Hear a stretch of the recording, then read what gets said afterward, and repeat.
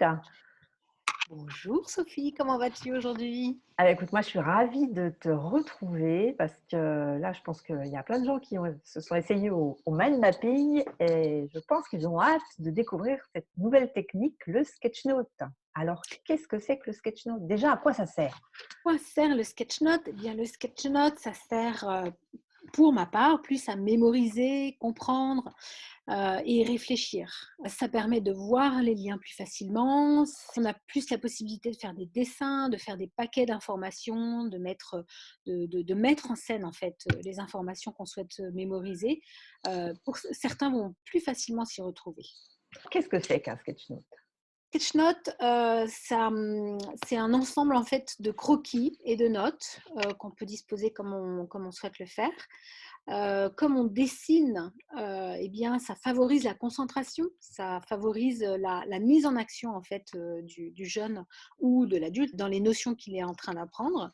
Comme on cherche des images, des dessins qui vont illustrer nos propos, ou qu'on cherche des couleurs qui vont rendre notre sketch-note plus sympa, eh bien, on est beaucoup plus investi, on est déjà en train de mémoriser, en quelque sorte.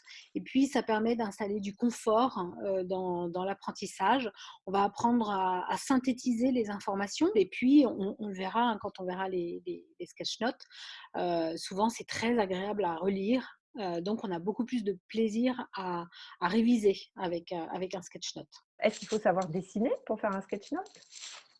Est-ce qu'il faut savoir dessiner? Avoir fait les beaux-arts, non, je pense pas. Si vous savez dessiner un rond, un carré, un trait, un triangle, si vous savez faire des points, a priori, vous savez dessiner. Voilà. Et voilà quelques exemples, hein, qui montrent que, on peut, avec des contenants, faire des choses, déjà très sympas. Comme pour le mind map, il y a des règles à suivre pour faire son sketchnote. Heu, je suis pas sûre qu'il y ait vraiment de règles, à part celle, bien évidemment, du titre.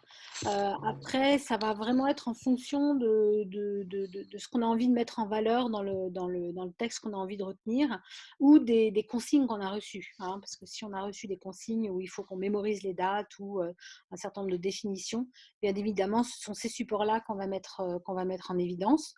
Dans comment organiser un sketch note, je vous propose quelques modèles, hein. On peut faire des bubble maps, on peut faire des sketch notes en chemin, on peut faire des sketch notes en colonne. Ça va vraiment dépendre entièrement, soit de l'information qu'on souhaite mettre en page, soit de notre humeur en fait, hein. Est-ce que tu peux quand même nous donner quelques petits outils de base qu'il faut peut-être s'approprier pour pouvoir dessiner quand même un Oui, sketchnote? bien sûr.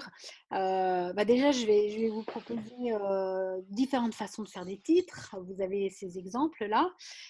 Vous pouvez relier les informations avec des flèches et là, les flèches aussi, on va pouvoir s'éclater dans la mise en forme des flèches.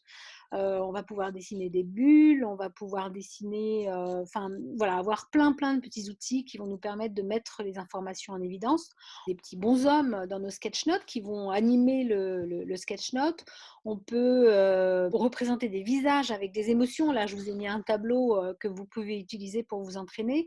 Et voilà la leçon sur le Moyen Âge qui aujourd'hui est sous format sketch note. Alors, j'ai pas fait de dessin, j'ai fait essentiellement des contenants.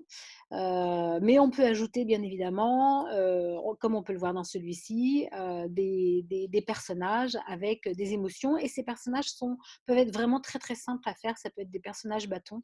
Il y a vraiment pas de souci. Donc j'ai pas fait les beaux-arts, mais j'arrive quand même aujourd'hui à faire des trucs, voilà, qui tiennent un peu la route, en tout cas que moi j'aime bien. Voilà et ça c'est le principal, hein, c'est, aimer ce qu'on fait parce que c'est ça qui va nous permettre en fait de plus facilement revenir sur le sketch note et donc, de réviser beaucoup plus facilement, que si c'était un texte, écrit de façon manuscrite. Ah bah, merci Bénédicte pour cette nouvelle technique qui va nous permettre donc de mieux comprendre, mémoriser et apprendre. Et je crois que tu nous en réserves encore une autre pour la prochaine fois.